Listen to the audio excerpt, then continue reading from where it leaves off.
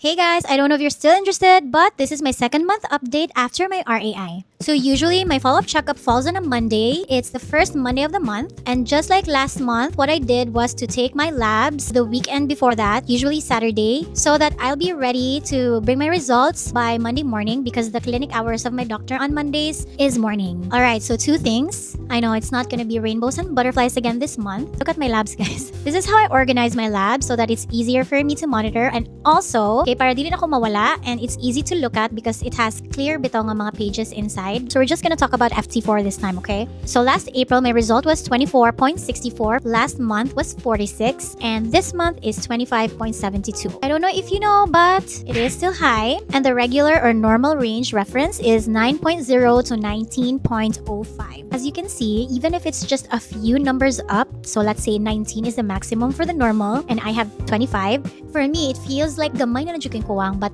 guys, when you talk about hormones, when you talk about FT4, FT3, and TSH, this small number that you think is actually considered still high. So that's one bad thing this month. And when my doctor tried to palpate my neck, usually he comes at my back and then he touches my neck and he would ask me to swallow. He says, dako pa jud gihapon. Even though I feel like ning gamay na siya. You know, mo trust kita sa tong doctor kay usually sila man jud ang kahibaw. But given na high gihapon ang result, that means I'm still in my hyperactive state. And so what we're trying to wait here is for me to be hypo. Supposedly, RAI follow-up is usually, we try to observe 6 months after. And since this is still my second month, I still have 4 months left. And what worries me, guys, kay niingon si Doc nga, I might have another RAI if dili gid siya moubos. So, nasad ko og nag-overthink. I don't want to go back to that time in my life. I really thought that that's gonna be the first and last one, but ingon man gud siya, I don't really have a choice. And again, the surgery is also not a choice for me. So the only option is just oral meds or another RAI, which is very low dose.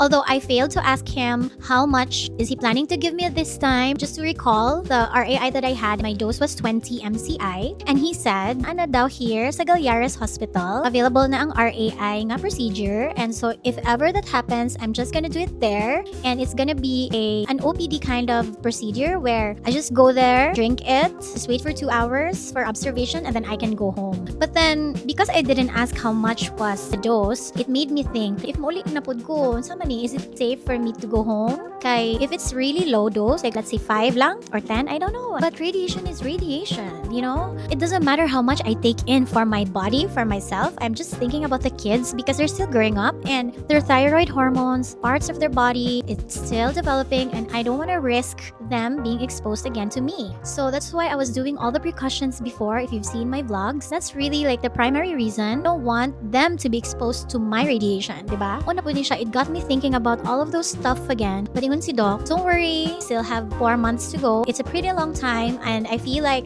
I could achieve it hopefully before the 4 months will end. Because if the 4 months will end and I'm still in my hyper state, then that means I have to go through RAI again. So even if it's not gonna be the same as before, just the thought of it, like, it just scares me, you know. And about lang sa medication, since I'm still in my hyper state, gi-increase na sad ni Doc to 10 milligrams ang akong carbimazole. If you remember, I really hate this medication because it causes cramps for some reason. I don't understand why. And katong last month nga nag 5 milligrams pa ko, I wasn't able to experience that. So now I have to take 2 per day. I'm still 1 week in. And guess what? Nag-cramps na sad ko balik pag pilates na ko pag weekend. And then just earlier today, ni-move lang ko sa akong head, nag-cramps na sad ko. But if we're gonna talk about intensity, ang intensity niya from 1 to 10 is 5. So very tolerable but sakit gihapon. And that's one of the reasons why gusto na jud ko nga ma-hypo state na ko. Kaya I feel like it's better if I take the for life nga meds than having medication all the time in my body. So you're gonna ask, what's the difference, Ri? Both man na siya oral. Ang difference, guys, is for carbimazole, it controls my thyroid. Gama gid siya, guys,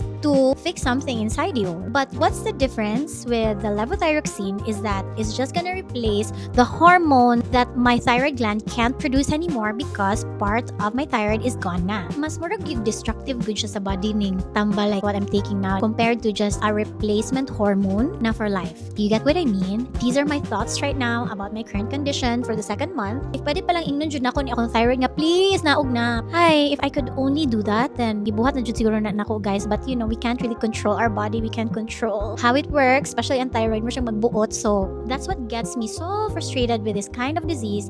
I've done everything on my part, I guess. except for the coffee. Guys, so yun ako nag-give up ang coffee. Uban days nga nakamatcha ko, pero let's say within the 7 days, murag kaisa ra ko makamatcha ana nga week.